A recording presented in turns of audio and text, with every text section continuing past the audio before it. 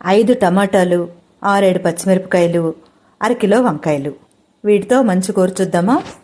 టమాటాలు, పచ్చిమిరపకాయలు ముక్కలుగా కట్ చేసుకున్నాను. అలాగే వంకాయలు కూడా తరిగి నీళ్ళలో వేశాను. 2 రోజుల క్రితం బ్రోకలీలో అడుగు భాగం కొబ్బరికూర వేసి కూర, బ్రోకలీ పచ్చడి అని చెప్పాను కదా, ఆ రోజు ఈ కూర కూడా చేశానన్నమాట ఉదయం. ముందు రెసిపీ చూడండి. ఆవాలు, జీలకర్ర, ఎండుమిరపకాయలు, ఇంగువ, పచ్చిశనగపప్పు, మినపప్పు ఇవన్నీ పోపు అంతా దోరగా వేసాక ముందు టమాటాలు, పచ్చిమిరపకాయలు వేశాను.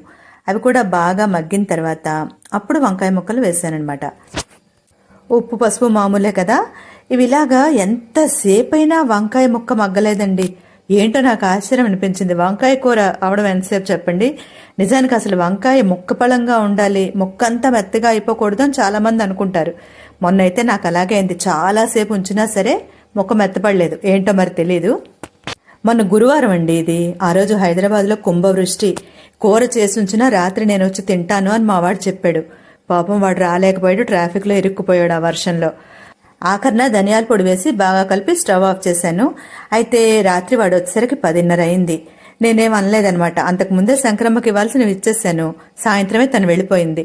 ఇంకా కూర వేస్టే ఈరోజు అనుకున్నాను. అంతకుముందే నేను కొంచెం కూర తిన్నాను. ఇంకా మిగిలింది అలాగే ఉంది.